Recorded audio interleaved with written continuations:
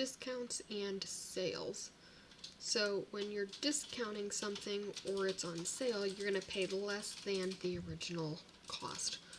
So you're going to have the total cost of the item minus the amount that it's discounted by finding the percent that's on sale from the original item. So this is similar to the tax, tips, and markups, except you're subtracting those values instead of adding them. So again, there's going to be two ways to solve these, so I'll show both for all examples.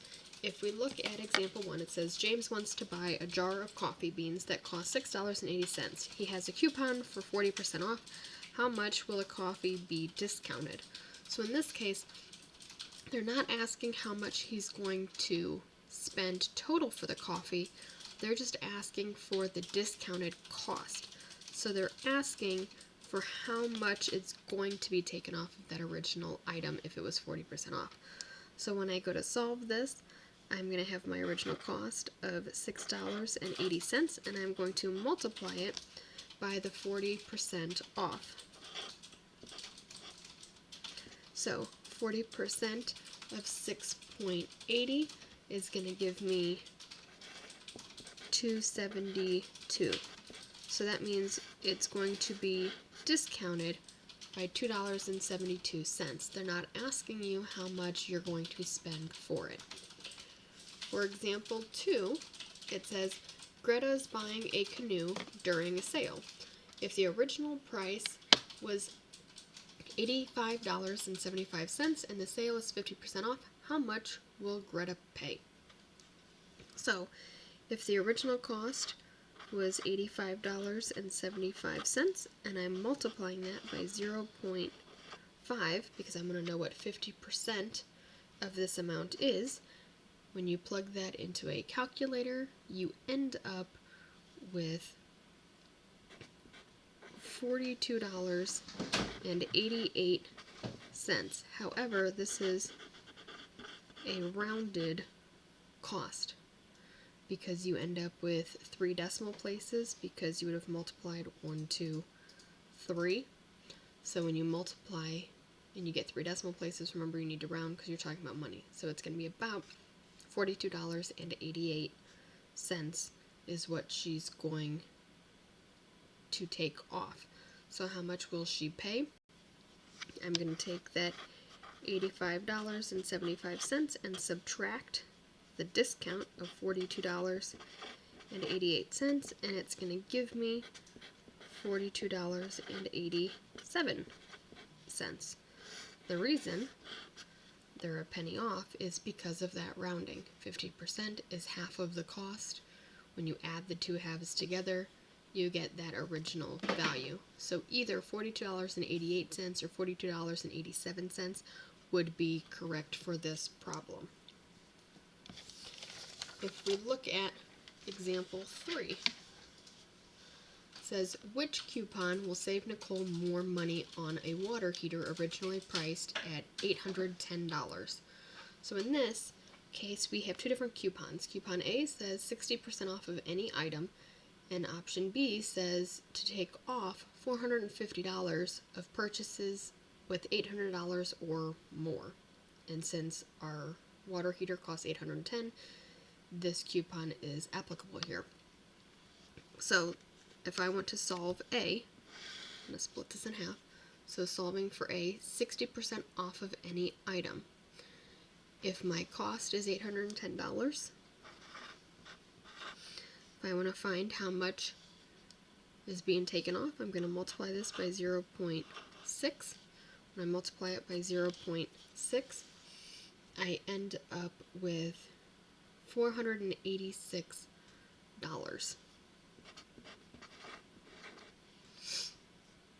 So when I solve, I'm going to have 810 and I'm going to subtract $486, which is going to give me $324.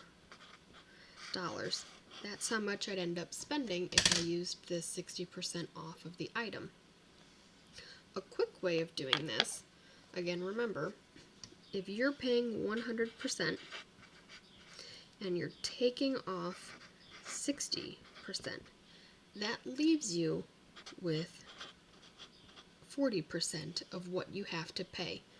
If this was the original and this was the sale, this is what's left over.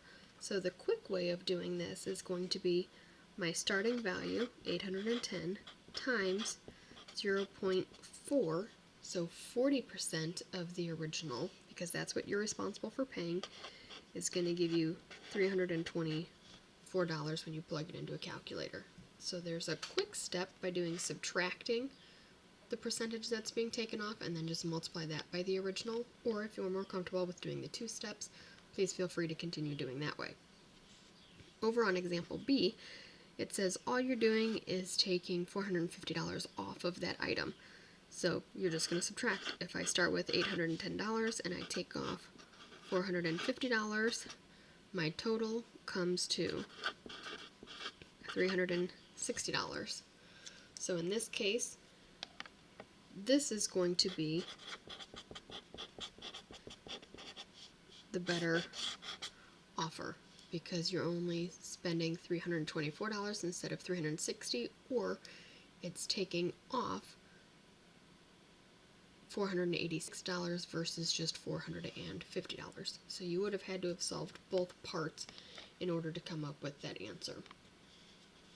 And lastly, this one is a combination of discount and tax.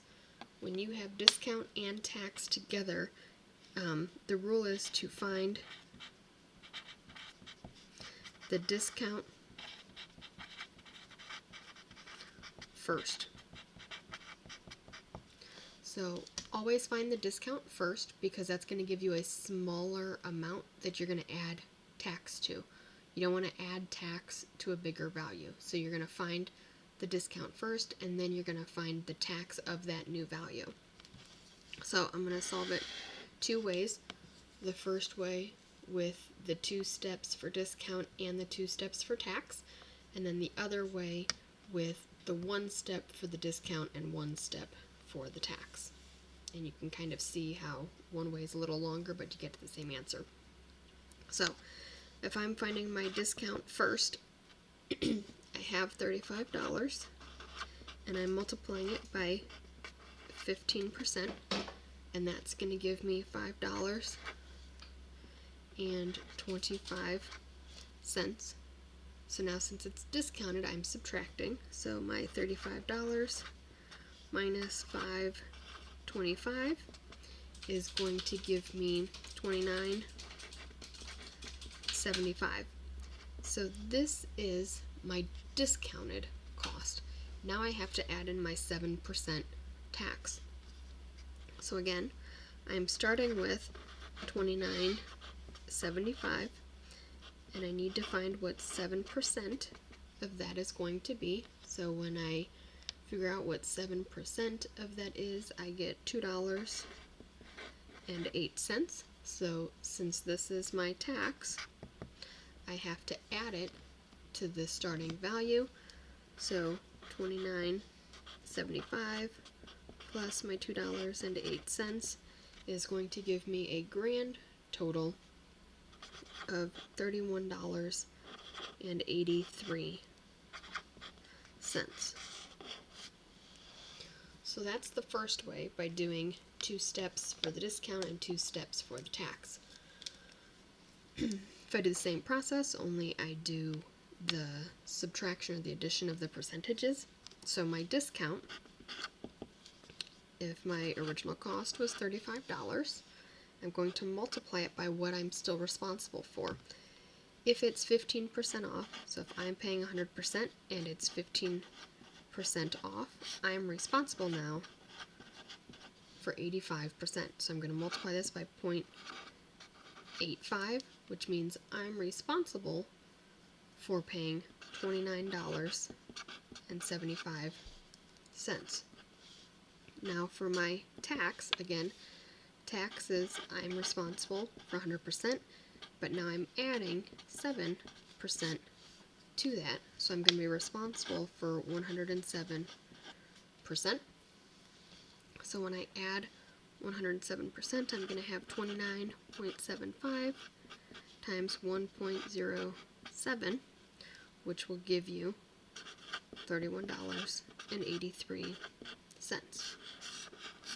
Now, more often than I'm not, I'm asked, can you just subtract these and take it away? That doesn't always work out correctly. So if it's negative 15, because I'm taking that off and I'm adding 7, people will say, isn't that like just taking 8% off? Well, yes, if you were just subtracting, but let's plug it into the original cost and see what happens. If I have $35 and I'm going to multiply it, if it's 8% off, according to this, that means I'm still responsible for 92% of that item.